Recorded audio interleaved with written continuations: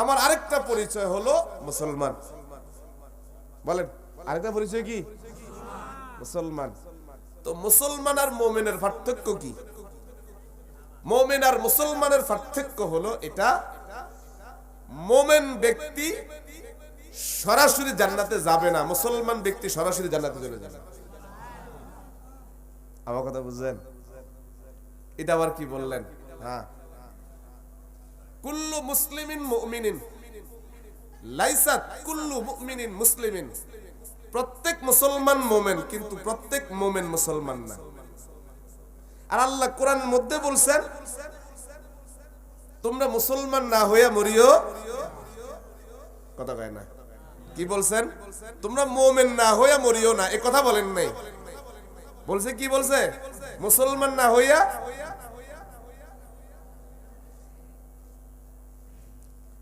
তো মুসলমান না হইয়া মরার জন্য বলছেন যে মুসলমান না হইয়া আইও না কবরে, মুসলমান হইয়া আইও। এখানে তো মুমিনের কথা বলতেন। এক কথা বলি, মুমিন বিশ্বাস করবে, মুসলমান বিশ্বাসের কাজটাকে কাজে পরিণত করবে। যেমন নামাজ কয় ওয়াক্ত? আমার কথা জবাব দিবেন, কয় ওয়াক্ত? এটা বিশ্বাস করেন? এটা বিশ্বাস করেন? হুকুমটা কার? বুঝবেন? 5 ওয়াক্ত হুকুম আল্লাহর, বিশ্বাস করলেন, আপনি মুমিন। এবার 5 ওয়াক্ত নামাজ আদায় করলেন, মুসলমান। আমার কথা বুঝছেন? বিশ্বাস করার নাম কি? বলেন বিশ্বাস করার নাম। আর বিশ্বাস করার পরে 5 ওয়াক্ত সালাত আদায় করার নাম। এবার বুঝছেন তো মুসলমান কাকে বলে? এখন কেউ যদি নামাজ বিশ্বাস করে কিন্তু পড়ে না, সে মুসলমান না, মুমিন। বলেন সে কি না? আর ভাই কথা বলেন, সে কি না? 5 ওয়াক্ত নামাজ সে পড়ে না, কিন্তু বিশ্বাস করে। পড়ে না, তাই সে মুসলমান না, বিশ্বাস করার নাম মুমিন। আর যদি বিশ্বাস না করে কাফের। বলেন বিশ্বাস না করলে? সহজ কথা, ওয়াজ বেশিক্ষণ করা লাগবে না, অল্প করলে হবে। এখন আপনাকে আপনি পরিচয় দিবেন কি? যদি বলেন আমি মুসলমান, প্রশ্ন করব 5 ওয়াক্ত নামাজ পড়ো, বলে হ্যাঁ, তাহলে তুমি মুসলমান, ঠিক আছে। বলে তুমি মুসলমান কি আছে? রোজা ফরজ করছেন কি? কয় মাস? সামনে তো আসতেছে শাবান, এই মাস পরেই তো রোজা। কথা কয় না? এটা বিশ্বাস করার নাম। বিশ্বাস করার নাম। কয় মাস রাখতে হবে? 29টা হতে পারে, 30টাও, এজন্য 1 মাস। কয় মাস? 1 মাস। এটা আল্লাহর হুকুম, বিশ্বাস করলেন। বলেন এর নাম কি? এখন 1 মাসে একটা রোজা রাখেন নাই, আছে না এমন কিছু? নিজেকে দাবি করে কি মুসলমান? নিজেকে দাবি করে কি? না, আপনি মুসলমান না, আপনি মুমিন। আর যদি রোজাকে কেউ অস্বীকার করে, বলেন সে কি? ওয়াজ বুঝতে আর বাকি আছে? অবিশ্বাস করার নাম কাফের, রোজা বিশ্বাস করার নাম মুমিন। 1 মাসের রোজা রাখার নাম মুসলমান। 1 মাস রোজা রাখার নাম। বিনা কারণে একটা রোজা যে ব্যক্তি পরিত্যাগ করবে, 1 রোজার বদলতে সে যদি সারা জিন্দেগি ভর রোজা রাখে, এই 1 ফরজ রোজার সমতুল্য হবে না। আমার কথা বুঝলেন নাই? উনি রাখলেন না কেন? আজকে খেতে কাজ করবে, কিষান নিচে। কথা কয় না? কিষান নিচে কাজ করবে, কাজের চাপ। তিনি বললেন আগামী 1 সপ্তাহ কাজ নাই, 3 দিন কাজ আছে, আমি 3 দিন রোজা রাখবো না। কাজের চাপ। কিসের চাপ? এই কাজের চাপের দোহাই দিয়া সে রোজা রাখে নাই, ভাবছে পরে রাখবো। পরে কি? শোনেন, একটা রোজা বিনা কারণে ছাইরা দিলেন, এরপরে যদি আপনি 1 রোজার বদলতে সারা জিন্দেগি ভর রোজা রাখেন, ফরজ একটা রোজার সমতুল্য হবে। আর যদি না রাখার ইচ্ছা থাকে, রাখবো না, কে কি করবো দেখি, করুক দি, হ্যাঁ আর রাখবো না আমি। রোজা রাখলে গ্যাস বাইরে যায়, রোজা রাখলে পেটে ব্যথা করে, রোজা রাখলে গ্যাস্ট্রিকে চাপ দেয়, কথা কয় না।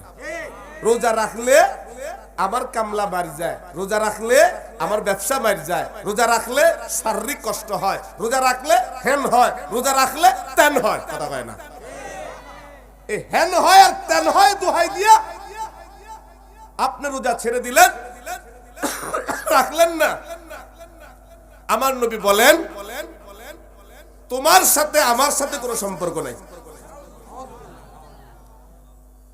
1 মাস পরে ঈদগাহে যখন আমার রোজাদার বন্ধুরা যাবে, তুই রোজা রাখস নাই, ঈদগাহের ময়দানে তুই যাবি না। ঈদগাহের ময়দানে তুই কি, আমার কথা বুঝেন, তোর জন্য ঈদ না, কপাল পোড়া তোর জন্য ঈদ না, ঈদ তো রোজাদারের জন্য। সুবহানাল্লাহ কন্যা।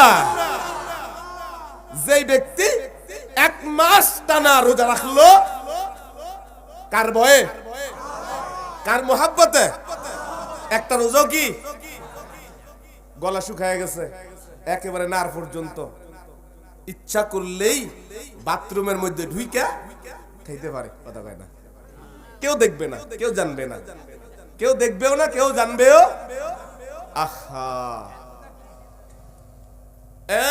কাদিরপুরের মানুষ পয়গম্বর মুহাম্মদুর রাসূলুল্লাহ কয়, আমার উম্মতের মধ্যে যে উম্মতটা রব্বে কাবার জন্য রোজা রাখলো, রব্বুল আলামিন কয়, এ ফেরেশতা, আমার বান্দার নামাজ পড়ছে, তুই নামাজের সওয়াবগুলা লেখা রাখো। যাকাত দিছে, যাকাতের সওয়াব লেখা রাখো। হজ করছে, হজের সওয়াব লেখা রাখো। আমি তোমাগরে নির্দেশ দিলাম, তোমরা লিখতে থাকো।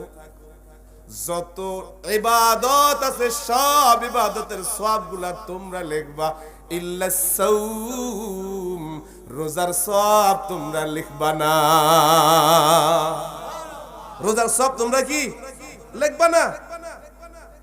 রব্বুল আলামিন পয়গম্বর মুহাম্মদুর রাসূলুল্লাহ রব্বুল আলামিনের নির্দেশের কথাগুলো উম্মতকে জানায়। উম্মত শোন, আল্লাহ তাআলা কিছু কিছু ইবাদতের বিনিময় নবীর মাধ্যমে দেবে, কিছু কিছু ইবাদতের বিনিময় আল্লাহ ফেরেশতার মাধ্যমে দিবে। রব্বুল আলামিন বলেন, একটা মাত্র ইবাদত রোজা, রোজার ইবাদতের সওয়াব আমি ফেরেশতার দ্বারাও দেব না, নবীর দ্বারাও দেব না, আমি রব্বুল আলামিন আমার নিজ হাতে দেব। রোজার সওয়াব দিবেন কার হাতে? আল্লাহ নিজ হাতে দিবেন। বলেন তো, প্রধানমন্ত্রী যদি নিজ হাতে দেয় কত দিবে? কথা কয় না। অন্য হাদিসে আছেন বিনিময় তো না, বিনিময় বাদ দাও, রোজাদারের পুরস্কার আমি আল্লাহ নিজে। রোজাদারের পুরস্কার কি? আমি আল্লাহ নিজে। বাদশাহ হারুনুর রশিদ তার বিবি সাহেবাদের মধ্যে থেকে একটা বিবি ছিল কালা, বেশি ডক না, সুন্দর না, কিন্তু এটার বেশি মহাব্বত করতেন। এটা অন্য অন্য বিবি সাহেবরা হাসাহাসি করত, রাজ দরবারের অন্য অন্য মন্ত্রী যারা তারাও কি করতেন? হাসাহাসি করতেন। অন্য অন্য রাষ্ট্রের রাজারাও রাজার এই অহমিকা, এই আহামুকি দেখা তিনি টিটকারি করতেন। রাজা সাহেবের রুচি বলতে কিছু নাই, এত এত সুন্দরী বউগুলা থাকতে সব সময় সাথে কইরা এই কালা দেখতে অসুন্দর বেডক এটার সাথে সাথে রাখে, যেখানে যায় এটারে নিয়ে যায়। কথা বুঝেন নাই? অথচ তার আরো সুন্দরী সুন্দরী কি আছে বিবি সাহেবরা। এটারে এই কালা বিবিটারে কি লাইগা রাজা মোহব্বত করে, এটা বুঝানোর জন্য মন্ত্রী পরিষদের বৈঠক ডাকছে, অন্য রাজ দরবারের রাজাদেরকে ডাকছে।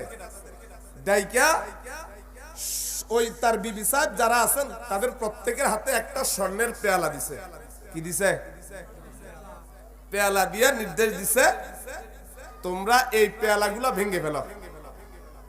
সবাই হাতে নিয়ে, এত চমৎকার পেয়ালা স্বর্ণ, এটা ভাঙ্গে কেমনে? কেউ ভাঙ্গে নাই। আর ওই কালাবেরি যেটা ওইটা ঠাস কইরা ফালাইয়া ভাঙ্গে টুকরা টুকরা করছে। রাজা সাহেব জিগা, এই ওরা কেউ ভাঙলো না, তুমি ভাঙলা কেন? আর তোমরা ভাঙলা না কেন? বলে এত সুন্দর জিনিস এটা ভাঙে কেমনে? আই তুমি ভাঙলে কেন? বলে আমি দেখলাম এটা দামি, দেখতে সুন্দর, তবে আমার বাদশা আমাকে হুকুম করছেন দামি বস্তুর চাইতে বাদশার হুকুমের দাম আমার কাছে বেশি, তা ভেঙে ফেললাম। সুবহানাল্লাহ কন্যা, দেখতে কি দামি, কিন্তু হুকুম করছেন কে? বাদশা। হুকুম করছেন কে? এই দামি বস্তুর চাইতে বাদশার হুকুমের দাম আমার কাছে সবচাইতে কি বেশি, তাই আমি কি করেছি? ভেঙে। এবার বাদশা সাহেব হুকুম করলেন বিবি সাহেবাদেরকে, আজকে আমার এই রাজভান্ডার থেকে, ধন ভান্ডার থেকে যে যেটা হাত দিবা সে সেটার মালিক হবা। যে যেটার হাত দিবা সে সেটার কি? আচ্ছা, বাদশা সাহেব যখন ধন ভান্ডার খুইলা দিয়া বলছে যে যেটা হাত দিবা সে সেটার মালিক, বিবি সাহেবা ব্যাগগুলো মিলি যে যেটা বাড়ছে দামি দামি বস্তু সেটার আঞ্জা করে ধরছে। কালো এটা দাঁড়ায় রইছে বাদশার সামনে। আমি জিগা, এই তুমি নিবা না? কহ নিব। বাদশার মাথার উপরে হাত দিয়া বসে রইছে। সুবহানাল্লাহ কন্যা, বাদশার মাথার উপরে কি কি ব্যাপার? আপনি তো বলছেন আজকে এখানে যা আছে ধনভাণ্ডারের মধ্যে যে যেটা হাত দিবে সে সেটার কি হবে? মালিক হবে। আমি আপনার উপরে হাত দিলাম, আমি আপনাকে পাইয়া গেলাম তো সব পাইয়া গেলাম। কথা কয় না? আমি আপনাকে পাইয়া গেলাম তো কি সব পাইয়া গেলাম। ও কাদিরপুরের মানুষ, রব্বুল আলামিন ডাক দিয়া কয়, বনি আদমের মধ্যে যে ব্যক্তি 1 মাস ব্যাপী রোজা রাখবে, কি রাখবে জোরে কোন? 1 মাস ব্যাপী যে মুমিন বান্দা রোজা রাখবে, রব্বুল আলামিন কয়, আল্লাহ পাক রব্বুল আলামিন ডাক দিয়া কয়, আসসাউমি লি ওয়া আনা আজিবি, বান্দা রোজা রাখছে আমার জন্য, এর পুরস্কার আমি আল্লাহ নিজে হইয়া গেলাম। আল্লাহ যদি হইয়া যায় আর কি লাগে? কথা কয় না? আল্লাহর যদি হইয়া যায়, আমি যদি আল্লাহর হইয়া যায়, আল্লাহ যদি আমার হয়, জাহান্নামের ভয় নাই, জান্নাতেরও চিন্তা নাই। কথা কয় না? জাহান্নামেরও ভয় নাই, জান্নাতেরও চিন্তা নাই। রব্বুল আলামিন তার কুদরত দিয়ে আমারে পার করে নিয়ে যাইব। এই জন্য বলছেন যারা 1 মাস ব্যাপী রোজা রাখবে তো ঈদগাহে ময়দানে তারা যাবে, তার জন্য আল্লাহ তাআলা 2টা পুরস্কার রাখছে। কয়টা জোরে কোন? রোজাদারের জন্য 2টা পুরস্কার। কয়টা? কয়টা? কয়টা? এটা আওয়াজ করে কোন কয়টা? রব্বুল আলামিন কয় 2টা পুরস্কার। একটা পুরস্কার রব্বুল আলামিন কয় ইফতারের সময়, ওই সময় বান্দা আমার কাছে যে দোয়াটাই করব আমি দোয়াটা কবুল করে ফেলবো। 2 নাম্বার পুরস্কার রব্বুল আলামিন বলেন, বান্দা যখন এই জমিন থেকে চক্ষু বন্ধ করে কবর থেকে হাসর ময়দান, ওইটা ফয়সালা 2টা হবে, জান্নাত আর জাহান্নাম। আমি রব্বুল আলামিনকে আমার বান্দাটা দেখে নাই, ওই রোজাদারের সাথে রব্বুল আলামিন বলে আমি নিজে তার সাথে দেখা দিব। এক হলো আল্লাহর দিদার লাভ করবে রোজাদার। শোনেন, যে ব্যক্তি রোজা রাখবে না এ আল্লাহকে কখনো দেখতে পারবে না। যে ব্যক্তি রোজা রাখবে দেখবে কাকে? আওয়াজ করে কোন কাকে? এবার বুঝেন, তার মানে 1 মাসের রোজা বিশ্বাস করার নাম ঈমান। বলেন, বিশ্বাস করার নাম ঈমান তথা মুমিন। আর 1 মাসের রোজা রাখার নাম মুসলমান। তাইলে বুঝেন মুমিন কাকে বলা হয় আর মুসলমান কাকে বলা হয়। মুমিন বলা হয় বিশ্বাস করার নাম, মুসলমান বলা হয় ওই বিশ্বাসী বস্তুটাকে কর্মে কাজে পরিণত করার নাম। রোজা বিশ্বাস করলেন মুমিন, পড়েন না, মুসলমান হন নাই। আপনি নামাজ বিশ্বাস করলেন মুমিন, নামাজ পড়েন না, মুসলমান হতে পারেন নাই। কথা কি বুঝছেন? হার লাইনে এরকম যতগুলো ইবাদত রব্বুল আলামিন আলামিনের আছে, বিশ্বাস করার নাম মুমিন, কাজে পরিণত করার নাম কি? আর আল্লাহ কোরআনের মধ্যে বলেছেন ইয়া আইয়ুহাল্লাযীনা আমানুত্তাকুল্লাহ, ইয়া আইয়ুহাল্লাযীনা আমানুত্তাকুল্লাহ হাক্কা তুকাতিহি ওয়া লা তামুতুন্না ইল্লা ওয়া আনতুম মুসলিমুন।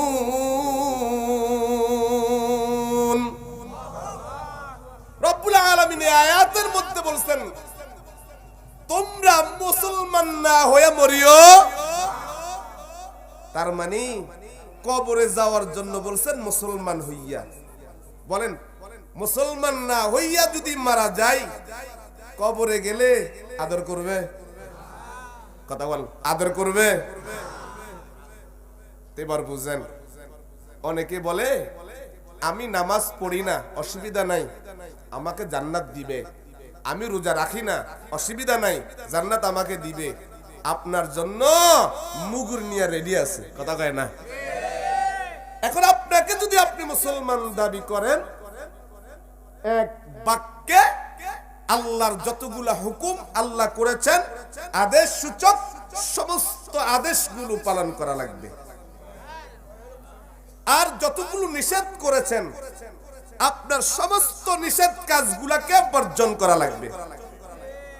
আমি আজকে যে আয়াত পড়েছি এই আয়াতের মধ্যে রব্বে কারীম বলেন কি বলছেন জানেন?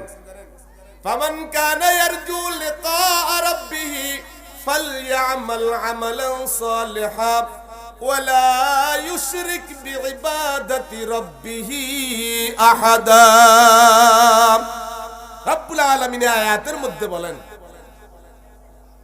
তোমরা যারা আমি রব্বুল আলামিনের দিদার চাও, আমি রব্বুল আলামিনের সাক্ষাৎ চাও, আমি রব্বুল আলামিনকে দেখতে চাও, দুনিয়াতে দুইটা কাজ করা লাগবে। কয়টা? এখন আপনাদের কাছে একটু প্রশ্ন, আল্লাহকে দেখার ইচ্ছা আসেনি? ইমানে বলবেন আসেনি? যদি আল্লাহকে নাই দেখতে পারি কেন খামোকা এত কষ্ট করি? করা যায় না। আল্লাহকে যদি নাই দেখতে পারি তাহলে কেন শীতের মধ্যে কোন করে ঠান্ডার মধ্যে ঠান্ডা পানি দিয়া ওযু কইরা রব্বে কাবার কদমে সিজদা দিই? আল্লাহকে যদি নাই দেখতে পারি তাহলে কেন কষ্ট করে এক মাসের রোজা রাখি? আল্লাহকে যদি নাই দেখতে পারি তাহলে কেন আল্লাহ তাআলার নির্দেশিত পথগুলো আমরা অনুসরণ করি? কেন? আল্লাহকে দেখার জন্যই তো। দেখা না, আমরা তো আল্লাহকে দেখার জন্য, আমরা তো ইবাদত করি জান্নাত থেকে জাহান্নাম থেকে মুক্তির জন্য, জান্নাত পাইবার জন্য। কিন্তু আল্লাহর কিছু পাগল আছে এই জমিনে, তারা কিন্তু জাহান্নামের ভয়ে ইবাদত করে না, জান্নাতের আশায় ইবাদত করে না। কথা কয় না? আল্লাহর কিছু পাগল এই জমিনে আছে। আমাকে আপনি বলেন হুজুর আপনি ইবাদত করেন কেন? আমি বলবো জাহান্নাম থেকে বাঁচা, জান্নাতের আশা। কিছু পাগল আছে আল্লাহর কিছু, কি বলেন না ভাই? পাগল পাগল আল্লাহর কিছু পাগল আছে, এরা জান্নাতের আশাও করে না, জাহান্নামকে ভয়, এরা ইবাদত করে ওই রব্বে কাবাকে দেখার জন্য। সুবহানাল্লাহ কন না? এই জন্য কবিতার মধ্যে শায়ের তার শেরের মধ্যে বলেন জান্নাত ও দোজখ সে ইয়া রব क्या करो, जन्नत ओ दोज़ख से या रब क्या करो, आरज़ू है मैं तुझे देखा करो।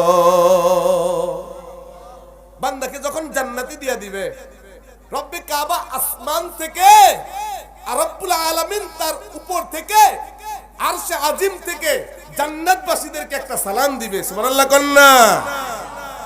আল্লাহর আওয়াজ পাইয়া সবাই সব খাওয়া দাওয়া সব ছাইরা দিয়া হা কইরা উপর দিকে তাকায়া থাকবে। সুবহানাল্লাহ কোন? তাকায়া থাকার পরে আল্লাহ আসমান থেকে বলবেন ও জান্নাতীরা তোমরা বলো আমি আল্লাহ তোমাদের সাথে যা যা ওয়াদা করেছি জান্নাতের মধ্যে তা তা পেয়েছো? প্রশ্ন করবেন কে? কাদেরকে? বলেন জান্নাতীদেরকে। কাদেরকে? জান্নাতীদেরকে। প্রশ্ন করবেন কে? কি প্রশ্ন করবেন? আমি আল্লাহ তোমাদেরকে জান্নাতের মধ্যে যা যা ওয়াদা করেছি তা তা পেয়েছো? অধিকাংশ জান্নাতীরা বলবেন, আল্লাহ আপনি যা যা ওয়াদা করেছেন তাই তাই পেয়েছি। এক কোনা দিয়া ওই যে আল্লাহর কিছু পাগল, ওরা বলবেন আল্লাহ কিচ্ছু পাই নাই। সুবহানাল্লাহ কন্যা। কিরে বান্দা, কিসের অভাব? কিসের অভাব? সবই তো দেওয়া।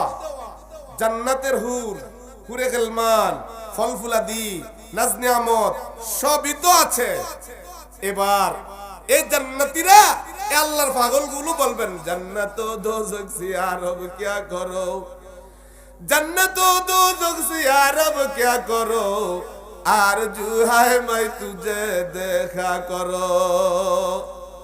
ও কাদিরপুরের মানুষ, জান্নাতবাসী গুলো তখন রব্বুল আলামিন রে ডাক দিয়া কয়, এ মালিক রে, দুনিয়ার জমিনে জান্নাতের জন্য ইবাদত করি নাই, দুনিয়ার জমিনে জাহান্নাম থেকে বাঁচবার জন্য ইবাদত করি নাই। ইবাদত কেন করছো? আল্লাহ পাক রব্বুল আলামিন প্রশ্ন করবে জান্নাতবাসীদেরকে। জান্নাতবাসী এক বাক্যে জবাব দেয়, রব্বুল আলামিন রে ইবাদত করেছি তোমাকে দেখবার লাইগা, তোমাকে দেখবার লাইগা, না দেখা দেখা তোমার কদমে সিজদা দিছেন, না দেখা দেখা এক মাস ব্যাপী তোমার ভয়ে রোজা রাখছি। গলাটা শুকাইয়া গেছে, নারটা শুকাইয়া গেছে, কলিজাটা শুকাইয়া গেছে, এক ফোঁটা পানিও গলার মধ্যে দেই নাই তোমার ভয়ে। তোমাকে দেখবো বইলা ও রব্বুল আলামিন জান্নাতের নাজ নিয়ামত দিয়া কি করব যদি তোমাকে না পাই? কি করব? এই জান্নাতের নাজ নিয়ামত দিয়া রব্বুল আলামিন আপনি যদি দিদার না দেন, আপনি যদি দেখা না দেন, তাহলে জান্নাত আমাদের কাছে দোজখ। জান্নাত আমাদের কাছে কি দোজখের মতো লাগতেছে। ও রব্বুল আলামিন সহ্য হচ্ছে না, এই হুরে গিলমান আমাদের প্রয়োজন নাই, একটু দেখা দেন না, আপনাকে একটু দেখি। রব্বুল আলামিন সুসংবাদ দিবেন, অপেক্ষা করো, আমি তোমাদেরকে দেখা দিব। আমি তোমাদেরকে কি দেখা দিব? তো একটা ঝলক দিবে আল্লাহ তাআলা। ৭০,০০০ পর্দার নূরের পর্দার একটা ঝলক যখন জান্নাতের মধ্যে দিবে, সমস্ত জান্নাতবাসীরা মুহূর্তের মধ্যে বেহুশ হইয়া যাবে। কারণ আল্লাহ একটা ঝলক দিয়েছিলেন তুর পাহাড়ে, কথা কয় না, কি দিয়েছিলেন? বায়না করছিল মুসা, একটু দেখা দাও না। বায়না করছে, ওরা আমাকে নিয়ে আইছে, আপনারা একটু দেখবো, একটু দাও না। দেখতে পারবা না, একটু দাও। তাহলে একটা ঝলক দিছিলেন। এক ঝলকে তুর পাহাড় কয়টা টুকরা হয়েছে? বলেন কয় টুকরা হয়েছে?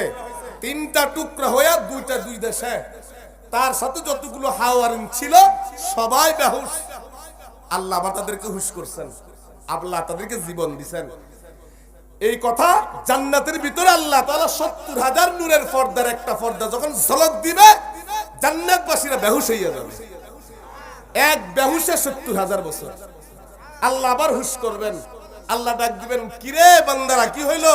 কো আল্লাহ তোমাকে তো দেখতে পাই না, একটা ঝলকে চোখের মধ্যে পড়ছে, বেহুশ হইয়া গেলাম। রব্বুল আলামিন বলেন, আমাকে সরাসরি দেখা তোমাদের পক্ষে সম্ভব নয়, আমি আমার নূরকে দুই ভাগ করছি। কয় ভাগ? দুনিয়ার মধ্যে এটা দেখবা, সূর্যের আলো, চন্দ্রের আলো। সূর্যের আলো কি দেখবেন, সূর্যের দিকে মানুষ তাকাইতে পারে না, চোখ নেমে আসে, কথা কয় না। আর চাঁদের দিকে ঘন্টার পর ঘন্টা তাকাইয়া থাকে, কোনো অসুবিধা।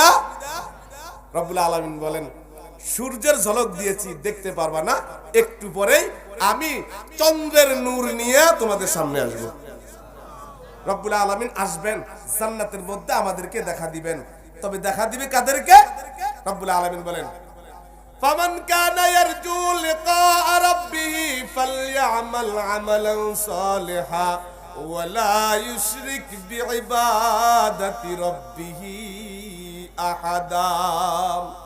তোমাদের মধ্য থেকে যেই কোনো ব্যক্তি যদি আমি রব্বুল আলামিনের দিদার চাও, আমি রব্বুল আলামিনের সাক্ষাৎ চাও, দুনিয়ার জমিনে কাজ করবা দুইটা। কয়টা? জোরে কোন, আওয়াজ করে বলেন কয়টা?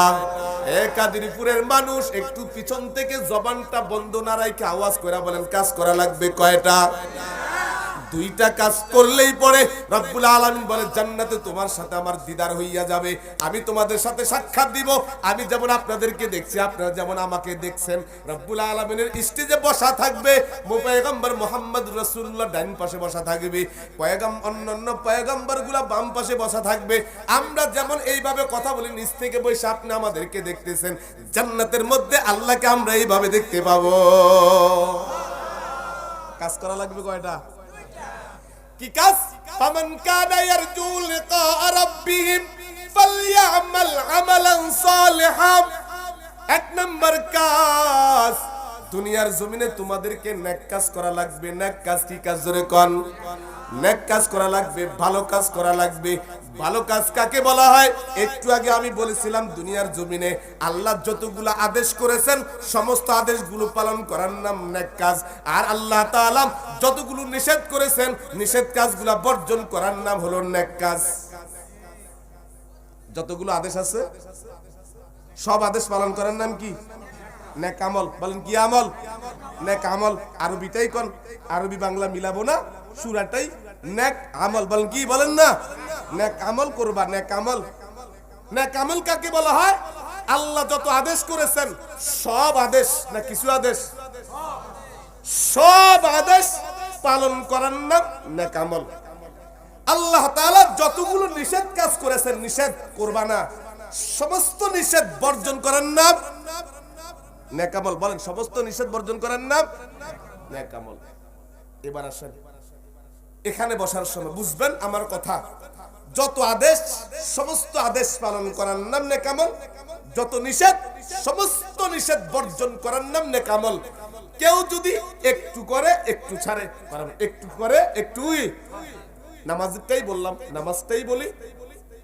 নামাজ কয় ওয়াক্ত? তিনি পড়েন 2 ওয়াক্ত, 3 ওয়াক্ত ছাড়ে, 1 ওয়াক্ত পড়ে 4 ওয়াক্ত ছাড়ে, 4 ওয়াক্ত পড়ে 1 ওয়াক্ত ছাড়ে। কথা কয় না? যোহর আসর মাগরিব পড়ে, ফজরে পাওয়া যায় না, আছে না এরকম? আবার যোহর আসর মাগরিব পড়ে, ফজর যোহর পড়ে না, আবার আসর মাগরিব পড়ে, এশা পড়ে না। মুনাফিকের জন্য 2 ওয়াক্ত নামাজ পড়া কষ্ট। আমার নবী বলেন, আমি বলি না, আমার নবী বলেন মুনাফিকের জন্য 2 ওয়াক্ত নামাজ পড়া কষ্ট। একটা হলো এশা, আরেকটা হলো ফজর। একটা হলো কি? আরেকটা হলো কি? ফজর। কারণ এই 2 সময় লোক কম, আর 3 ওয়াক্ত পড়বে যেহেতু সামনে নির্বাচন। কথা কয় না? সামনে কি? লোককে তো দেখাইতে হবে আমি নামাজি। কথা কয় না? লোককে তো দেখাইতে হবে আমি কি নামাজি। অথবা লোক মনে করে বয়স হয়েছে এখন নামাজ না পড়লে মানুষ কি বলবে, মানুষের কথা থেকে বাঁচার জন্য যোহর আসর মাগরিব পড়ে। কথা কয় না? একসাথে চলাফেরা করে, মানুষের সাথে থাকে, আমার সাথে চলে, হাজী সাহেবের সাথে চলে। মসজিদে না গেলে হুজুর কি বলবে, হাজী সাহেব কি বলবে, মানুষের কথা থেকে বাঁচার জন্য কিছু মানুষ নামাজ পড়ে। কথা কয় না? তাহলে যেহেতু নামাজ হলো 5 ওয়াক্ত, এই 5 ওয়াক্ত 5 ওয়াক্ত নামাজ পড়ার নাম কি? নেক আমল। বলে নেক আমল। বলে নেক আমল। আদেশ করেছেন কে? যদি আপনি মনে মনে ভাবেন মাশাআল্লাহ আমি তো পড়ি, তো 1 সপ্তাহের মধ্যে 1 ওয়াক্ত নামাজে পড়ে না, শুক্রবারে জুমার দিন নামাজ পড়ে। কথা কয় না? শুক্রবারের নামাজ পড়া বাপখানা এমন উনি জান্নাতে সবার আগে চলে যাবে। কথা কয় না? উনার ভাবখানা এমন উনি জান্নাতে সবার আগে কি? কেন? শুক্রবার দিন যায় না মাস নিয়ে সবার আগে উনি। কথা কয় না? সবার আগে কি? আর কিছুক্ষণ পর পরে হুজুর। কথা কয় না? ইমাম সাহেব হুজুর কি দেখা, একটু পরে কয় এ হুজুর ওয়াজ কম করেন নামাজের সময় হয়ে যায়। কথা কয় না? পুরা মসজিদ ওলারে বুঝায় উনি আসছেন। কথা কয় না? পুরা মসজিদের বুঝায় কি উনি কি আসছেন। বাপখানা এমন উনি জান্নাতে সবার আগে কি? ও কাদিরপুরের মানুষ, রব্বুল আলামিন ডাক দিয়া কয় ফামান কানা ইয়ারজু লিকা রাব্বিহি ফালইআমাল আমালান সালিহা ওয়া লা ইউশরিক বিইবাদাতি রাব্বিহি আহাদা। আমি রব্বুল আলামিন তোর সাথে দেখা দিব না অতক্ষণ পর্যন্ত, যতক্ষণ পর্যন্ত না তোমার মধ্যে পরিপূর্ণ নেক আমল পাওয়া যাবে। নেক আমল কাকে বলা হয়? আল্লাহ তাআলা যতগুলো আদেশ আছে সমস্ত আদেশগুলো পরিপূর্ণভাবে পালন করতে হবে। যেই মুমিন বান্দা আল্লাহ তাআলা যতগুলো আদেশ আছে পরিপূর্ণ পালন করে সেটা হলো আমলে সালেহ নেককার বান্দা। আর আল্লাহ তাআলা যতগুলো নিষেধ করেছেন সমস্ত নিষেধগুলোকে বর্জন করার নাম নেক আমল। আপনি কিছু মানেন কিছু মানেন না, কিছু শুনেন কিছু শুনেন না। রব্বুল আলামিন বলেন নেককার বান্দা হতে পারস নাই, নেককার বান্দা হতে পারস নাই। মনে রাখবি জাহান্নামে আগে জ্বলবি, তারপরে আমি তোর জান্নাত দেই। পরের কথা, কথা বুঝেন নাই? ওটা হলো কি পরের কথা। আল্লাহর যতগুলো আদেশ, এতদিন নামাজের আদেশ শুনছেন, রোজার কথা শুনছেন, হজের কথা শুনছেন, যাকাতের কথা শুনছেন। আজকে আমি যে হাদিসটা এখানে বলছি এটা হয়তো শুনছেন, মনে নাই। মনে না থাকলে আজকে আমি আপনাদেরকে স্মরণ করে দিলাম। শুনবেন তো? এখন একটু খারাপ লাগবে, লাগলেও শুনেন, কথা কয় না, লাগলেও কি, যেহেতু আনছেন এখানে বসাইছেন, আপনাদেরকে খুশি করার জন্য কোনো বয়ান যাতে আমার জবান দিয়ে না আসে। আমাদের মাহবুব ভাই, শ্রদ্ধেয় বড় ভাই, ওনাকে খুশি করার কোনো বয়ান যাতে আমার জবান দিয়ে কি না আসে। মাদ্রাসার প্রিন্সিপালকে খুশি করার জন্য কোনো বয়ান যাতে আমার জবান দিয়ে কি না আসে। বলে এমন কিছু কথা আছে যে কথাগুলো মাহবুব ভাইয়ের কাজে আসুক, আপনাদের কাজে আসুক, প্রিন্সিপালের কাজে আসুক, কথা কয় না। এমন কিছু কথা বলা হবে, এটা যদি আমার মধ্যে থাকে আমি রাগ করব না। সামি'না ওয়া আতা'না, শুনবো তো মানবো, কথা কয় শুনবো তো। এটাই মুসলমানের পরিচয়। কি বলছি? হাদিসটা কি? হাদিসটা শুনুন। রাগ করেন আমার উপরে? দয়া কইরা প্রতি বছর এক বক্তা আনবেন না, ঘুরে ফিরে আনবেন। আমি তো কাছের মানুষ।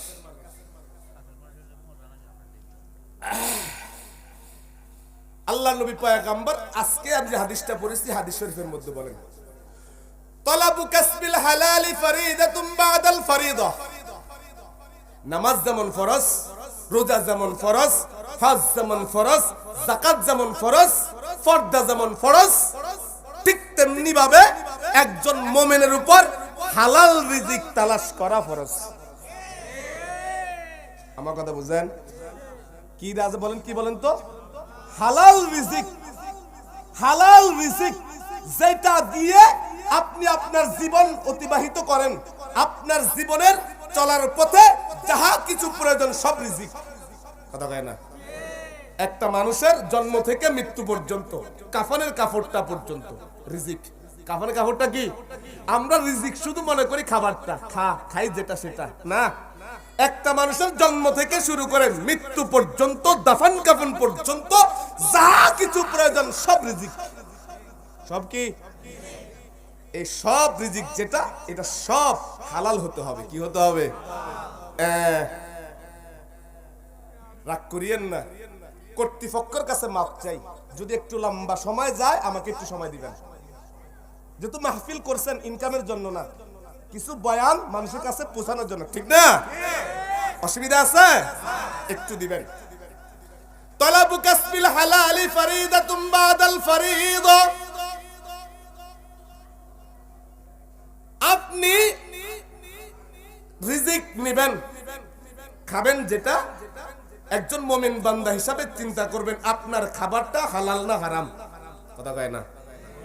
আপনি যে বাড়িটা করবেন, এই ঘর যে করবেন, ঘরটা যে করবেন, এই ঘরটা যে কি পয়সা দিয়ে করছেন, হালাল পয়সা দিয়ে না হারাম পয়সা দিয়া, এগুলো একটু চিন্তা করবেন। যে পোশাকটা গায়ে দিয়ে নামাজ পড়তেছেন, নামাজ, কথা কয় কি, যে পোশাকটা গায়ে দেওয়া, পোশাকটা কি হালাল ইনকামের পয়সার না হারামের, একটু চিন্তা করবেন। যে যায় নামাজটা বিছাইয়া নামাজ পড়তেছেন, যে যায় নামাজের উপরে, এই যায় নামাজের সেজদা দিবেন, যায় নামাজটা যে কিনছেন হালাল ইনকাম দিয়ে কিনছেন না হারামের ইনকাম দিয়া, একটু চিন্তা করবেন। মসজিদ যে করছেন, আপনি মসজিদ বানাইছেন, টাইলস করছেন, খুব চমৎকার। মসজিদে যে দান করছেন, দান টাকা দেন, এই টাকাটা হালাল না হারাম, একটু চিন্তা করে দিয়েন, কথা কয় না। আমার কথা বুঝেন নাই? তলাবু কাসবিল হালালি ফরিদাতুম বাদাল ফরিদা। দুনিয়ার জমিনে কোথাও হারাম ছাড়া হালাল নাই। রব্বুল আলামিন দেখবেন চতুর্দিকে হারাম আর হারাম, যেদিকে যান হারাম। রব্বুল আলামিন বলে হারাম তো হবে না, হালাল তো আছে। যেখানে হালাল আছে সেখানে যাবি, কথা কয় না। আপনার ইনকাম হলো 1 কোটি টাকা, সব হালাল, হারাম সব কি বলেন না হারাম। বলে 1 কোটি টাকার ইনকাম করা যাবে না, অমুক জায়গায় ইনকাম আছে 500 টাকা। কয়শো জোরে কোন? 500 টাকা হালাল। রব্বুল আলামিন বলেন 1 কোটির লোভ ছাইরা দে, ওই 500 টাকার চাকরিটা নিয়ে নে। বুঝেন নাই? 1 কোটি টাকার কি চাকরি স্যার? হালাল কত? ওটা কি যেখানে আছে সেখানে। বলে এটা তো রিকশা চালাইতে বলছে। বলে তুই রিকশা চালাবি? এই কথা কয় না। কি চালাবি? রিকশা চালাবি। বাস ইনকামের টোটাল কথা হলো আপনার সিজদা, আপনার রোজা, আপনার হজ, আপনার যাকাত, আপনার দান খয়রাত, এগুলো সব যদি রব্বে কাবার কাছে কবুল করাইতে হয়, শর্ত হলো ইনকাম হালাল হতে হবে। কি হতে হবে? ইনকাম। 10টা মসজিদ বানাইছেন, টাকা কি? হারাম। বলেন টাকা কি? লাভ। বলেন লাভ। আরে ভাই কোন লাভ? আমি আজকে যে কয়টা হারাম ইনকাম, তোর মধ্যে 5টা হারাম নিয়ে আলোচনা করব। কয়টা? আওয়াজ করে কোন? قال رسول الله صلى الله عليه وسلم إن الله حرم بيع الخمر والميتة والخنزير والأصنام। নিশ্চয় আল্লাহ তাআলা তোমাদের জন্য আমাদের জন্য হারাম করেছেন। 1 নাম্বার কি? হারামা বাইআল খামর, মদের ব্যবসা। মদের ব্যবসা কি? আওয়াজ করে কোন? পিছনওয়ালারা কোন? মদ খাওয়াও হারাম, মদের ব্যবসাটাও কি? আমি এই বিষয়ে বিস্তারিত কথা বলবো না। আমার বিশ্বাস কাদিরপুরের মধ্যে কেউ মদ খায় না, মদের ব্যবসাও করে না। খায়নি? খায়নি? আমার বিশ্বাস কাদিরপুরের মানুষ, ইন্নাল্লাহ হারামা বাইআল খামর, নিশ্চয় আল্লাহ তাআলা তোমাদের জন্য মদ বেচা কিনা হারাম করেছেন। যদি তুমি মুমিন হইয়া থাকো, তুমি যদি মুসলমান হইয়া থাকো, এই মদের ব্যবসা হারাম বিশ্বাস করলে মুমিন, বিশ্বাস করলে কি? আর মদের ব্যবসা ছাইরা দিবা, তুমি হয়ে যাবে মুসলমান। খবরদার, বিশ্বাস করবা হারাম, এটা তুমি বিশ্বাস করার পর যদি তুমি এটা চালাইয়া যাও, মুমিন হবে, তবে গুনাহগার মুমিন হবা। আর যদি তুমি এই ব্যবসা চালাইয়া যাও, তুমি কোনদিন মুসলমান। ফরিদা, মদের দোকানে চাকরি করাও হারাম। এই কথা কয় না রে ভাই।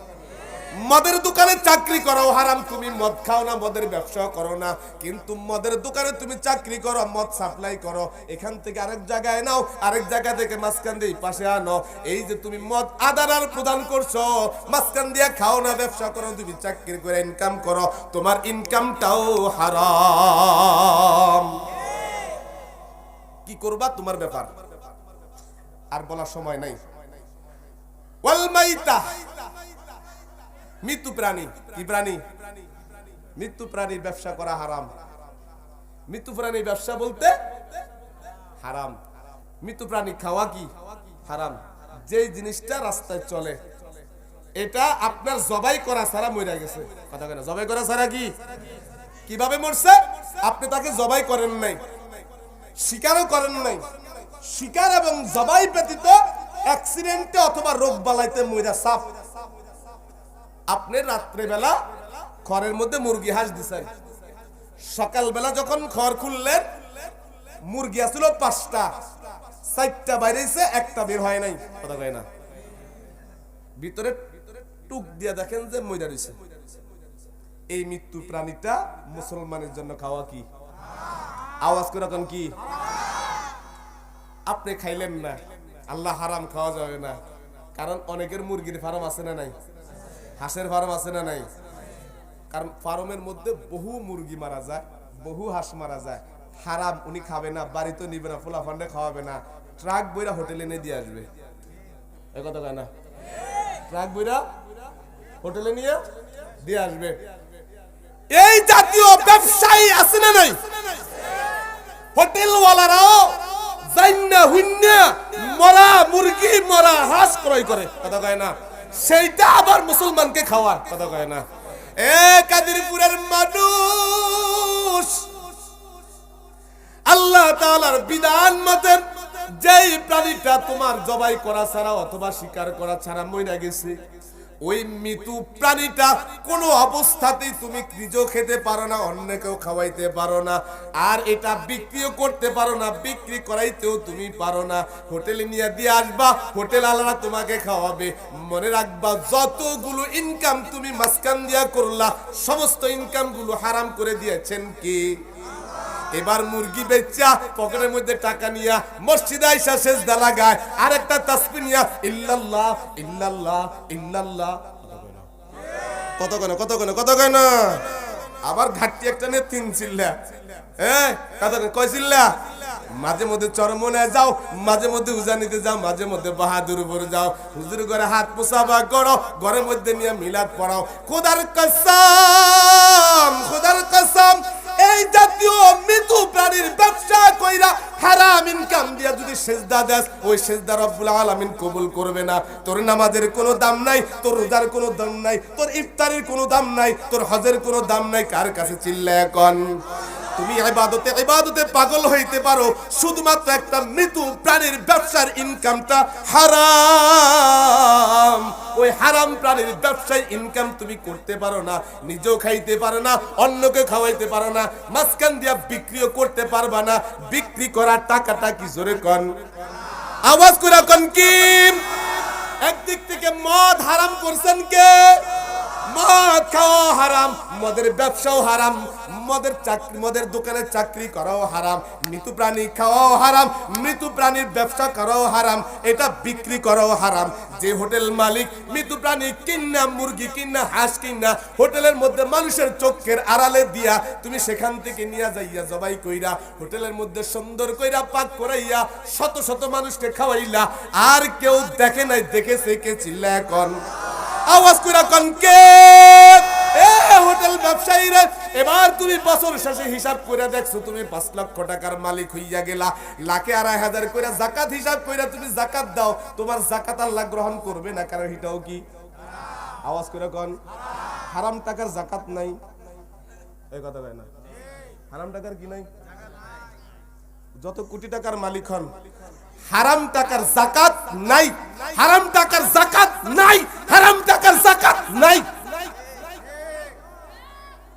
রাগ করেন? আর বলবো না। আল্লাহ,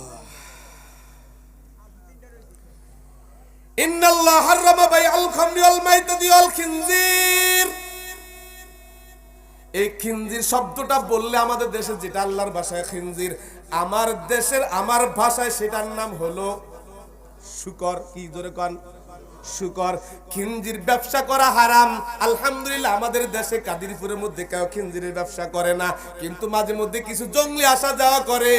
মনে রাখবেন, এই শুকুর ব্যবসা কিনা করা হারাম। এই শুকুরের মালিকের চাকরি করাও কি? আপনি বেচাও কিনা করেন না, কিচ্ছু করেন, কিন্তু রাখালগিরি করেন। শুকুরের রাখালগিরি করাও হারাম। আমাদের কাদিরপুরে যেহেতু এটা নাই, এটা নিয়ে আমি আর বিস্তারিত সামনে যাব না। ওয়াল আসনাম 4 নাম্বার এটা আছে প্রতিটা ঘরে ঘরে, 2-1টা ঘর ছাড়া হতে পারে মাহবুব ভাইয়ের ঘরও থাকতে পারে, কথা কয় না? হতে পারে মাহবুব ভাইয়ের ঘরও থাকতে পারে। এ কাদিরপুরের মানুষ, আল্লাহ নবী পয়গম্বর সরদার দু আলম নবী কয়, 1 নম্বরে মদের ব্যবসা হারাম, 2 নম্বরে মৃত্যু ব্যক্তি ব্যবসা, মৃত্যু প্রাণীর ব্যবসা হারাম, 4 নম্বরে শুকরের ব্যবসা হারাম, 5 নম্বরে মূর্তি ক্রয় বিক্রয় করা হারাম। কি মূর্তি বলেন? কি আপনি মনে মনে ভাবছেন, হুজুর আমরা মুসলমান মানুষ, আমরা মূর্তি কিনবো কা বেচবো কা? আপনি মূর্তি বেচবেন কা কিনবেন কা? মূর্তি কাকে কা এবার আগে জানেন? ওই যে শুধু হিন্দুরা বা অন্য ধর্মাবলম্বীরা যে মূর্তি বানায় সেটাকে শুধু মূর্তি বলে না। মূর্তি বলা হয় যে জিনিস স্বাভাবিকভাবে চলাফেরা করতে পারে, কথা বলেন, চলাফেরা, প্রাণ আছে, প্রাণ চলাফেরা করতে পারে, রূহবিহীন এই ব্যক্তির এটা ছবি অঙ্কন করা, মাটি দিয়া বানানো, কাগজ দিয়া বানানো, যা দিয়া বানাও ওটাই মূর্তি। যেমন মাছ, যেমন কি মাছ, মাছের একটা ছবি আঁকছে, এটা একটা মূর্তি। মাছ বানাইছে মাটি দ্বারা, মাছের পুতুল বানাইছে, কথা কয় না।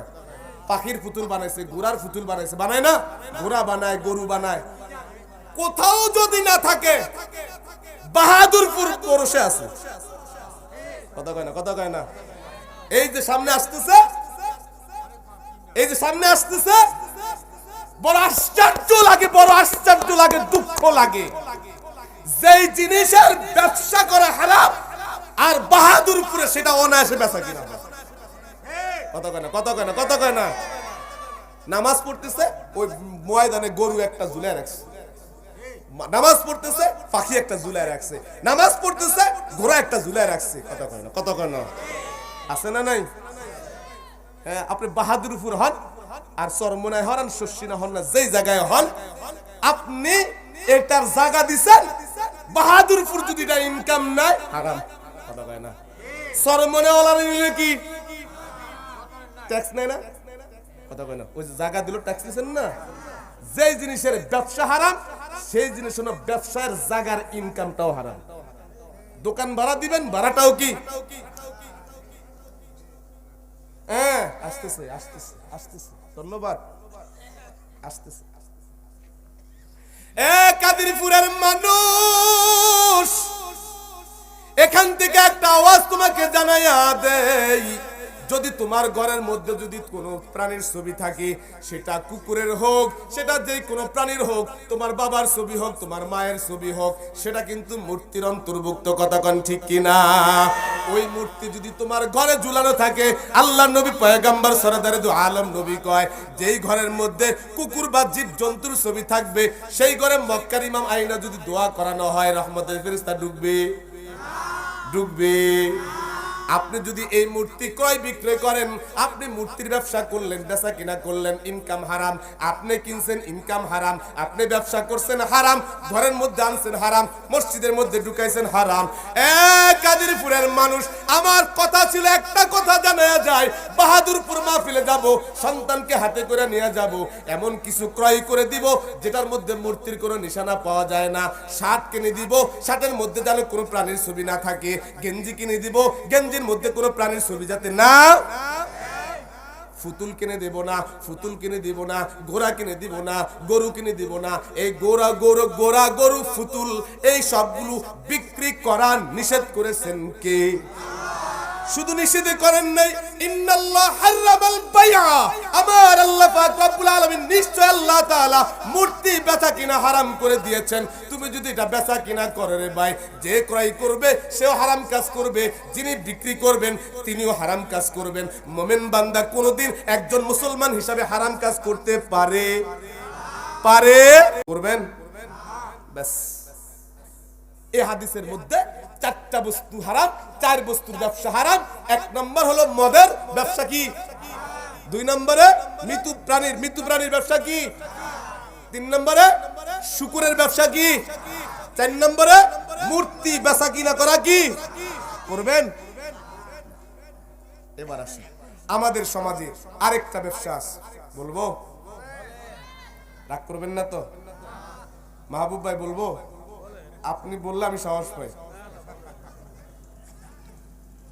আল্লাহ রাসূলুল্লাহ সাল্লাল্লাহু আলাইহি ওয়াসাল্লাম আকিলুর রিবা ওয়া মুকিলাহু ওয়া কাতিবাহু ওয়া শাহিদাইহি, আমার আল্লাহ পাক রব্বুল আলামিন ডাক দিয়া কয়, পয়গম্বর মুহাম্মদ রাসূলুল্লাহ জানায়া দেয়, আমাদের দেশের ভিতরে আরেকটা ব্যবসা আছে, সুদের ব্যবসা।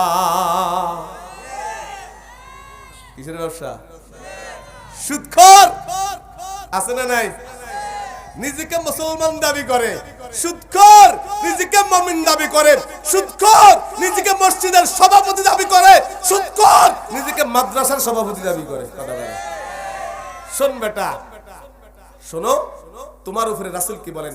লাআনা রাসূলুল্লাহ সাল্লাল্লাহু আলাইহি ওয়াসাল্লাম আকিলুর রিবা ওয়া মুকিলাহু, যে সুদ দেয় আর যে সুদ নেয় তার উপরে আল্লাহর লানত। আমি বলি নাই, আমি না, এই লানত আমি দেই না, নবী পয়গম্বর দিয়েছেন। নবী পয়গম্বর কয় যারা সুদ খায় আর যারা সুদ দেয়, যারা সুদ দেয়, যারা সুদ কি নেয়। আপনি দিছেন, আরেকজন কি, দুজন অপরাধী, দুটা হারাম। মনে মনে ভাবছেন বাইচা গেছি না, সুদের ব্যাপারে 4টা লোক জাহান্নামে চলে যাবে। কয়টা? আওয়াজ করে বলেন কয়টা? কাদিরপুরের মানুষ আল্লাহর নবী পয়গম্বর সরদার দু আলম স্পষ্ট জানায়া দেয়, লানা রাসূলুল্লাহি সাল্লাল্লাহু আলাইহি ওয়াসাল্লাম আকিলার রিবা ওয়া মুকিলাহু ওয়া কাতিবাহু ওয়া শাহিদাইহি। আল্লাহর নবী স্পষ্ট ভাষায় বলে দেন, যে ব্যক্তি সুদ দেয় আর যে ব্যক্তি সুদ নেয়, মাঝখান দিয়া যিনি সাক্ষী থাকেন আর মাঝখান দিয়া যিনি লেখেন, কথা কয় না। কারণ গ্রামীণ ব্যাংক, আশা, ব্রাক জাতীয় যতগুলো সমাজে কিস্তি দিতে আসে, কথা কয় না, এনারা কিন্তু সাক্ষী ছাড়া দিবে। আপনি আবেদন করছেন, ভাই আমাকে 10 লক্ষ টাকা দেন, 5 লাখ টাকা দেন, 2 লাখ টাকা দেন, আমি প্রতি সপ্তাহে আপনার কিস্তি পরিশোধ করে দিব। তবে 1 লাখে কত? 1 লাখে দিবেন 1,20,000। 1 লাখ কত? লাখে 20,000 টাকা আমাকে বেশি দিবেন। এটা হলো কি? আওয়াজ করে কর, এটা কি সুদ? সুদ সম্পর্কে বিস্তারিত কথা বলার সময় নাই, আমি শুধু এটুকু বলে যাই, আমাদের দেশে যারাই সুদের ব্যবসা করেন, শতে 10 টাকা আর যাই নেন, 5 টাকা নেন, 10 টাকা নেন, যতই নেন, এই সুদের এই ব্যবসায়ীরা, বিশেষ করে যারা সুদ মাঝখান দিয়ে আদান প্রদান করে, উনি বলেন তোমাকে বিশ্বাস করি কি করে? তুমি একজন সিকিউরিটি নিয়ে আসো। সিকিউরিটি কি? তোমার সমাজের সবচাইতে নামি দামি যে ব্যক্তিটা, তাকে নিয়ে আসো। তিনি দৌড়ে আসছেন মাহবুব ভাইয়ের কাছে, মাহবুব ভাই, ভাই আমার একটু উপকার করেন। কি উপকার? ভাই অমুক কোম্পানি থেকে, অমুক ব্যক্তি থেকে আমি 2 লক্ষ টাকা নিব, ছেলেটা বিদেশ পাঠানো লাগবে। কথা কয় না, ছেলে কোথায় পাঠানো লাগবে? বিদেশ পাঠানো লাগবে। উনি আমাকে টাকা দিবেন না, আপনি একটু মধ্যস্থ করে দেন। কি করে দেন? মধ্যস্থ করে দেন। এবার তিনি করছেন কি, মাহবুব ভাই দয়া করতেছেন, আহারে গরিব মানুষ, কি মানুষ, গরিব মানুষ আইছে, একটু উপকার করি, এই আমি জিম্মাদার, তুমি তারে দাও। মাহবুব ভাই শুনে রাখেন, আমার মাহবুব ভাই যাতে রাগ না করে, বারবার মাহবুব ভাইয়ের নামটা আমি নেই, এই জন্য বড় মোহাব্বতের মানুষ। মাহবুব ভাই দয়া দেখাইতে যাইয়া 2 সুদখোরের মাঝখানে দাঁড়াইয়া বলে, তুমি দাও, অসুবিধা না, আমি জিম্মাদার। কথা কয় না, এই জিম্মাদার হইছেন তিনি, একটা পয়সা খানো নাই, নেনো নাই, এই শুধু জিম্মাদারি পালন করতে যাইয়া নবী পয়গম্বর অভিশাপ মাথার মধ্যে নিলেন, জাহান্নামে তিনিও চলে যাবে। চিল্লায়া কন্না নাউজুবিল্লাহ। এবার শুধু তাই নাই, মাহবুব ভাই বললেন, এবার 2টা সিস্টেম হইয়া গেল, একজন দিল, একজন নিল, মাঝখান দিয়ে একজন জিম্মাদার হইল। লেখালেখির ব্যাপার, মানুষ তো অস্বীকার করতে পারে, মাহবুব ভাই মইরেও যাইতে পারে। কথা কয় না, পড়তে পারে না, বেচারা বিপদে পড়বে না। মাহবুব ভাই আপনি তো জিম্মাদারি নিছেন, দিলাম, তবে একটু লিখিত আকারে একটু সাইন দেন না, সিগনেচার দেন না। মাহবুব ভাইকে আমি পড়তে জানি না, লিখতেও জানি না। কথা কয় না। তো মাঝখান দিয়ে এক শিক্ষিত লোকের ডাকলেন, MBBS বা তিনি খুব শিক্ষিত মানুষ, তারা ডাইকে আনলেন, বলে যে দেখো উনি দিবেন, উনি নিবেন। মাঝখান দিয়ে মাহবুব ভাই জিম্মাদার, মাহবুব ভাই জিম্মাদার, তবে মাহবুব ভাই লিখতেও জানে না, পড়তেও জানে না, তুমি শিক্ষিত মানুষ, একটু লেখা দাও। কথা কয় না, একটু কি দাও, লেখা দাও। বাস এইটুকু লেখছেন, একটু উপকার করছেন, খানো নাই, ধরেন না, সোরও নাই, এই শুধুমাত্র লেখার কারণে আপনাকেও জাহান্নামে যেতে হবে। কাদিরপুরের মানুষ, সুদ খাইয়া তুমি নিজেকে মুসলমান দাবি করে, এটা কোনোদিন হতে পারে না, লজ্জা থাকা দরকার। কোন সুদখার নিজেকে মুসলমান দাবি করতে পারে না। যে সুদ খায়, যে সুদ দেয়, নিজেকে কোনোদিন মুসলমান দাবি করতে পারে? গায়ের জোরে মুসলমান দাবি করো, তুমি কিসের মুসলমান? সুদখোর কোথাকার। সবচেয়ে বড় খারাপ লাগে, আপনাদের কথা কি বলবো, আমরা যারা মৌলবীরা আছি, আমরা সবচেয়ে সম্মান সুদখোররে দেখাই। কথা কয় না, আমি একটু দেখাই, কিছু মনে করবেন না। সুদখোর একটা দেখছি। আসসালামু আলাইকুম, কেমন আছেন ভাই? ভালো আছেন? আমাদের বাড়িতে মাদ্রাসা একটা মাহফিল বছরে একবার। কথা কয় না, এখন আপনার সাথে একটু সাক্ষাৎ আসলাম, যদি একটু। কথা কয় না, কথা কয় না, কথা কয় না। সুদখোর এবার চিন্তা করলো, ভাই আমি তো ও দিতে চায় না, ওর ভিতরে কাঁপে, ভিতরটা কাঁপে। ভিতর কি কয় না দেন, সুদখোরের ভিতর থেকে বাইরে করে দিল 100 টাকা। বলে আপনি কি দিলেন? কুতুবপুরের কথাটাই বলি, কুতুবপুরে অনেক ব্যবসায়ীরা আছে, সুদের ব্যবসায়ী। কোন এক মাদ্রাসা তার কাছে গেছে সাহায্যের জন্য, সুদের বয়ান শোনার পরে সে সুদ ছাইরা দিবে এমন একটা চিন্তা ভাবনা করছে। কথা কি বুঝতে পারছেন? অন্যান্য বছর 20,000 30,000 টাকা দিতেন, মাদ্রাসালা তার কাছে গেছে, এবার গেছে আর মাত্র 500 টাকা দিছে। 500 টাকা ওনার টাকা নেন নাই, টাকা না নিয়ে টাকা ছেড়ে দিছে। বলে এটা কি দিলেন? আপনি গত বছর 20,000 টাকা দিছেন, এবার আপনি মাত্র 500 টাকা। বলে হুজুর আমি আমার কথা বলি, আমার ঘামটা পর্যন্ত হারাম, আমার রক্তটা হারাম, আমার শরীরটা হারাম, আমার গোটা ইনকামটা হারাম। ওয়াজের মধ্যে উলামায়ে কেরামের জবান থেকে শুনছি হারাম টাকা আল্লাহ রাস্তায় দিতে নাই। আল্লাহ রাস্তায় দিতে, তাই আমার ইনকামও তো নাই, আমি এই টাকাটা ইনটেক হালাল ভাবে ইনকাম করছি, আমার যাতে টাকাটা কাজে লাগে এই জন্য 500 টাকা নেন। হুজুর ফতুয়া দিছে, নাউজুবিল্লাহ কইেন একটু পরে, বলে যেটা আপনার জন্য হারাম সেটা আমার জন্য হালাল। আটু জোরে কইলেন না, যেটা আপনার জন্য কি ওটা আমার জন্য। উদাহরণ দিছে কেমনে?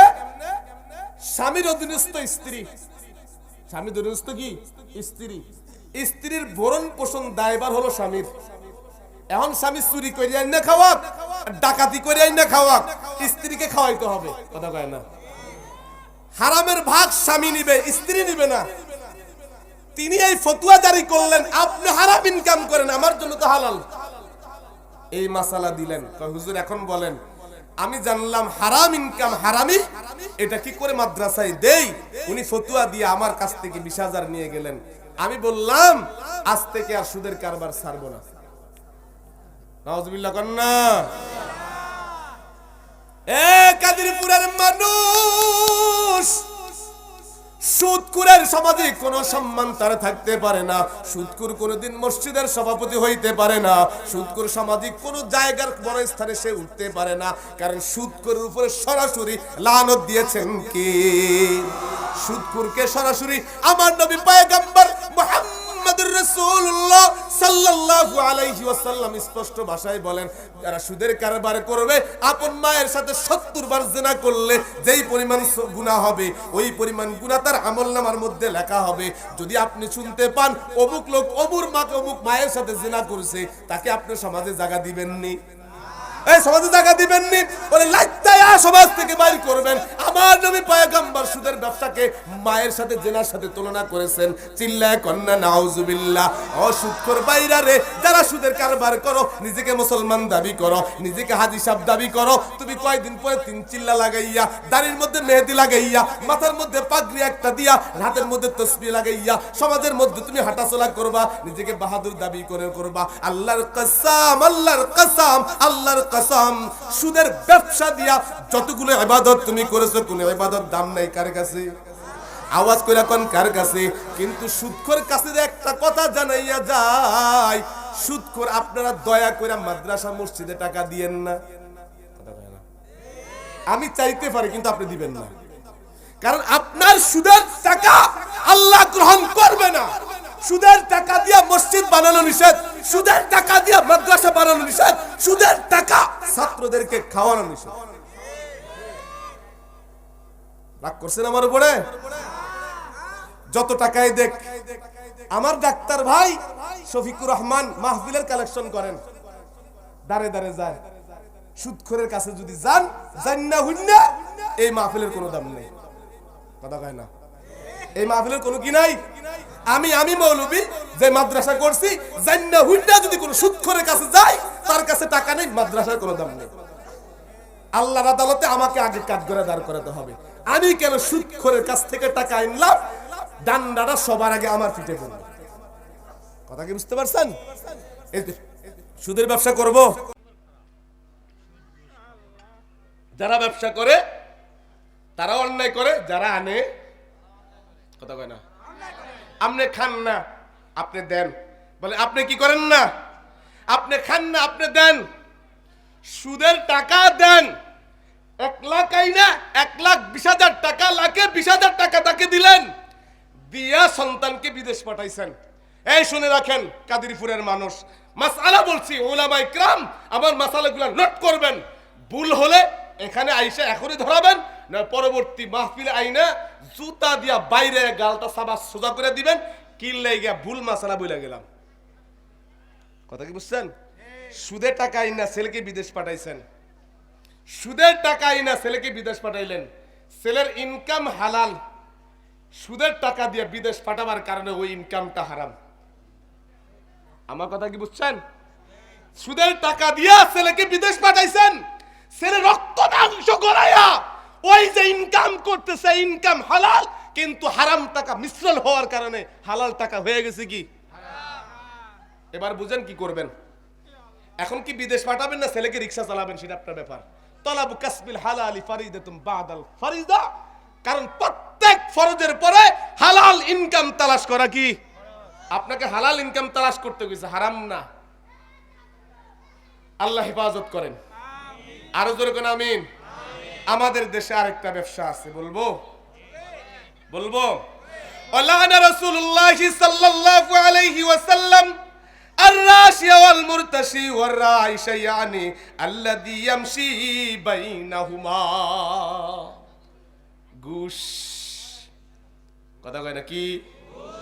আমার নবী শুধু সুদদাতাদেরকে লানত করেন নাই, সুদকে শুধু হারাম করেন নাই, রব্বুল আলামিনের পক্ষ থেকে ঘুষদাতাকেও হারাম ঘোষণা করেছে।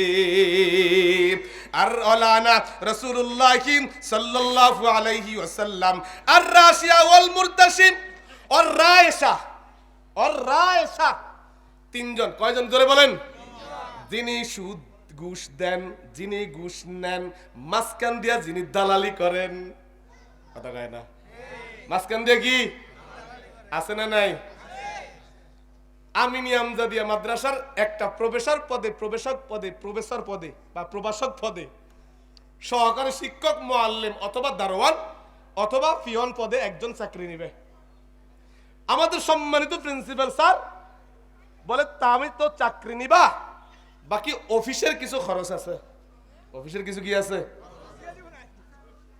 কত? এখানের খরচটা জানি না। আমার আব্বাজান রহমাতুল্লাহ আলাইহি যে মাদ্রাসার চাকরি করেছেন, ওই মাদ্রাসার পিয়ন পদে চাকরি নিয়েছেন আমার এক আত্মীয়, 4.5 লাখ টাকা। আরে কথা কয় না? কয় লাখ? 4.5 লাখ। 4.5 লাখের মধ্যে 4 লাখ টাকা তিনি আবার সুদে ফিরে আনছে চাকরির জন্য। আমি তথ্য দিয়ে দেখলাম মাদ্রাসার প্রিন্সিপাল যিনি, তিনি খাইছেন 2 লাখ, অফিসারকে দিয়েছেন 50, অন্যদেরকে দিয়েছে 50। কথা কয় না? কথা কয় না? এ মাদ্রাসার মুহতামিম, এ মাদ্রাসার প্রিন্সিপাল, ও সরকারি চাকরিজীবী, ও সরকারের পিয়ন, ও সচিব পদের যারা চাকরি করেন, সরকারি পদে পদে যারা বসে আছেন, জনগণের সেবা করার জন্য আপনারা বসে আছেন, রাষ্ট্রের পক্ষ থেকে আপনাদের বেতন বাধা আছে না নাই? এই কথা কয়, কথা কয়, কথা কয় না? আমাদের মাহবুব ভাই ধরে নেন, আমাদের কাদিরপুর ইউনিয়নের চেয়ারম্যান পদপ্রার্থী, তিনি চেয়ারম্যান হয়েছেন। এখন ইনি আমার সেবক, রাষ্ট্রের পক্ষ থেকে ওনার একটা ভাতা কি আছে না? আছে না? রাষ্ট্রীয় অনেক সুবিধা তাকে দিবে, জনগণের সেবা করবে। চেয়ারম্যান সাহেব একটু সাইন হবে না, একটু সাইন হবে না, তবে হবে মাঝখান দিয়ে একজনে কয়, এ মিয়া, এই যে ওই যে মাঝখান দিয়ে একজন কি, কারণ চেয়ারম্যান তো ডাইরেক্ট বলতে পারে, এই কথা কয় না। চেয়ারম্যান যদি ডাইরেক্ট ঘুষ চায়, চেয়ারম্যানের দাম থাকে? মাঝখান দিয়ে একজন থাকে পাশে দাঁড়ানো, এই বেটা মিয়া বুঝোস না কিচ্ছু বেটা, এখানে তো সাইন দিতে পারে না, কারণ এটা চেয়ারম্যান সাহেবের পাওয়ার নাই। এই কাগজ উপর থেকে আনতে হলে ওখানে কিছু দেওয়া লাগবে, খরচ আছে। কত? একটা নাম পরিবর্তন করতে তোকে 5,000 দেওয়া লাগবে। কথা কয় না? কয় হাজার? আমাকে চেয়ারম্যান আজ সব মানুষ এই কি আর ফকট থেকে দিয়ে কাজ করবে? মানে কি বক্তব্য?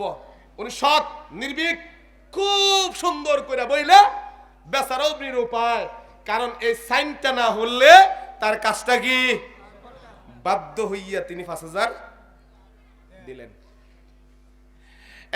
চেয়ারম্যান সাহেব, ও সচিবালয়ের মানুষ, ও ফিওন ভাই, তুমি যে টাকাটা নিলা, 10 টাকা নিলা, 10 লাখ আর 10 কোটি টাকা, নিচে থেকে যত টাকা তুমি উপরে উঠলা, বর্তমান সরকারি চাকরিতে প্রতিটা সিঁড়িতে ঘুষ দেওয়া লাগে। চেয়ারম্যান সাহেবের সাথে দেখা করতে হলে ফিওনকে ঘুষ দেওয়া লাগে। ফিওন যদি চেয়ারম্যানের সাথে সাক্ষাৎ করতে যাইতে হয়, একেবারে শুরু থেকে শেষ করে একেবারে শেষ পর্যন্ত যাইয়া প্রতিটা দাফে দাফে দাফে দাফে ঘুষ দিয়া তারপরে তার কাজটা হাসিল করা লাগে। কাদিরপুরের মানুষ, যারা ঘুষ খায়, যারা ঘুষ দেয়, যারা ঘুষ খায়, যারা ঘুষ দেয়, আল্লাহর নবী পয়গম্বর বলেন দোনোজনের উপরে আল্লাহ লানত হইয়া যাবে। ঘুষ দাতাও কবিরা গুনাহ করবে, ঘুষ দেনেওয়ালা কবিরা গুনাহ করবে, মাঝখান দিয়া যে দালালি করবে, দালালকেও আল্লাহ নবী পয়গম্বর বলছেন তোমার উপরে আল্লাহর লানত, তোমার উপরে আল্লাহর গজব। তোমার কোনো নামাজ, তোমার কোনো বন্দেগী, তোমার কোনো ইবাদত, তোমার মাদ্রাসা, তোমার মসজিদ, তোমার হজ, কোনো কিছু কাজে আসবে না। কার কাছে? আওয়াজ করে কোন কার কাছে? ঘুষ খাইয়া নিজেকে মৌলবি দাবি করো, ঘুষ খাইয়া নিজেকে প্রিন্সিপাল দাবি করো, হতেই পারে না। তোমার মতো অযোগ্য আর তোমার মতো অপদার্থ, তোমার মতো জালেম আর পৃথিবীর জমিনে কেউ হতে পারে না। আমাদের বাংলাদেশে আগে তো স্বাভাবিক ঘুষ খাইতো অন্যান্যরা, বর্তমানে মাদ্রাসাগুলোতে ঘুষ খাওয়া শুরু করছে। এই কথা কয় না? উনি মসজিদের ইমাম, উনি খতিব, একদিক থেকে প্রিন্সিপাল, আরেক দিক থেকে কি খতিব। কোন প্রিন্সিপাল তো বক্তাও আছে। কথা কয় না? আমার সৎ চোখে দেখা বহু প্রিন্সিপাল, বহু স্কুলের অধ্যক্ষ ঘুষের সাথে সম্পৃক্ত। কথা কয় না? এই ঘুষখোর মসজিদে ঢুকলে ইমাম সাহেব কয় জায়গা ভাগ করেন, জায়গা ভাগ করেন। কথা কয় না? কথা কয় না? কথা কয় না? সারে আসছে বেটা, ইমাম সাহেব তোর যদি কলিজা থাকে ফাঁক করেন, ঘুষখোর আইছে। কথা কয় না? বুঝেন না? এই কথাটা বলতে পারলে তোমার পুরস্কার আছে। কথা কয় না? ফাঁক করেন, কি আসতেছে? ঘুষখোর আসতেছে।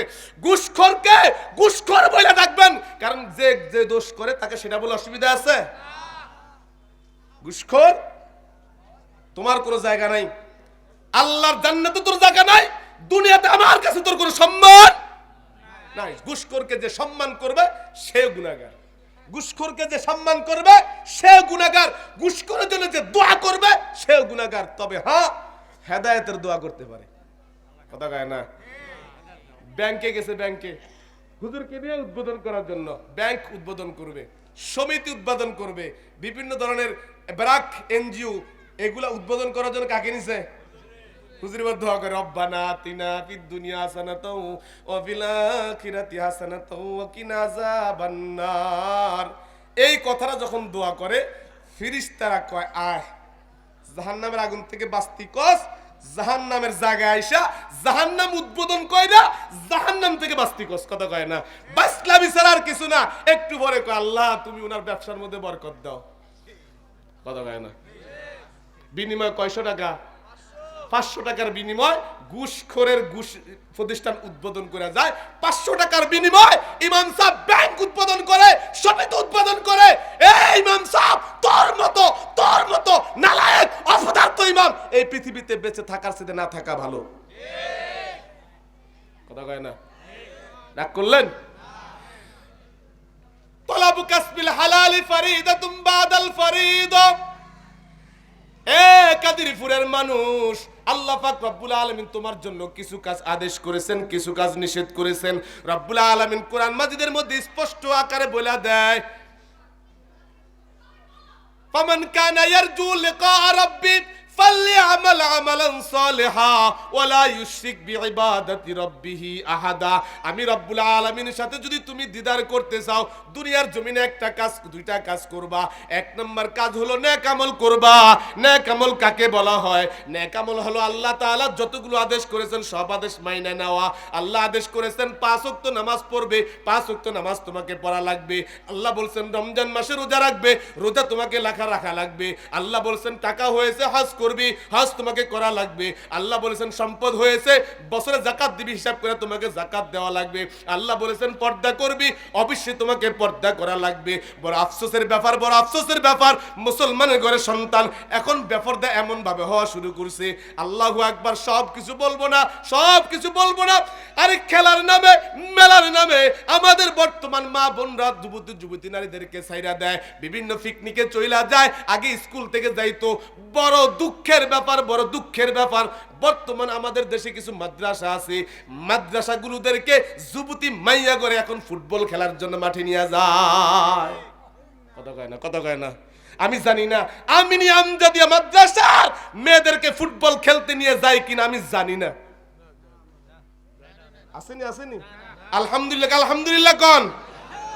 আমার বাড়ির কাছে যে মাদ্রাসা, আব্বাজান রহমাতুল্লাহ যে মাদ্রাসায় ছিলেন, সেই মাদ্রাসা থেকে 8 পর্যন্ত যুবতী নারীদেরকে ফুটবল প্রতিযোগিতা নিয়ে গেছে। আমার বোন আমাকে ফোন দিছে, ভাইয়া এই অবস্থা কি, অমুক প্রতিযোগিতায় আমাকে গজল গাইতে হবে, আমার গজল নাকি হুজুরদের কাছে খুব ভাল লাগে অমুক খানে। বোন রে, আল্লাহর রাস্তে তুমি সেখানে যাইবা না, বলে আমাকে সিলেক্ট করেছে, না গেলে মারবে। কে মারে আমি একটু দেখব। কথা বলেন না, কথা বুঝেন নাই? কে মারে আমি একটু দেখব, প্রতিযোগিতায় যাওয়ার কোনো প্রয়োজন নাই। বলে ভাইয়া অসুবিধা কি, গজলেই তো গাইবো। আমি কইলাম বোন, শত শত মানুষ সেখানে বসা থাকবে বেগানা, তোমার কণ্ঠের আওয়াজ তারা শুনবে, এটা কবিরা গুনাহ। এটা কি বলেন না? তেলাওয়াত করলেও কবিরা গুনাহ। এই বোন শোন, গজল তো পরের কথা, তেলাওয়াত করলেও গুনাহ। তেলাওয়াত করলেও কি? কারণ তোমার কণ্ঠের তেলাওয়াত বেগানা পুরুষ শুনতে পারবে। আমিনি আমজাদিয়া সিনিয়র মাদ্রাসার সকল অধ্যক্ষের কাছে আমার একটা আহ্বান, আব্বাজান রহমাতুল্লাহ যখন বেঁচে ছিলেন, প্রিন্সিপাল সাহেব রহমাতুল্লাহ যখন বেঁচে ছিলেন, আমি যখন ওই মাদ্রাসায় লেখাপড়া করেছি, আলেম পর্যন্ত, আলেমের বছর হুজুরের কাছে একটা চিঠি লিখেছি, চিঠি। কারণ সহশিক্ষা, কথা বল না, কি শিক্ষা বলেন না, সহশিক্ষা, নারী পুরুষ একসাথে।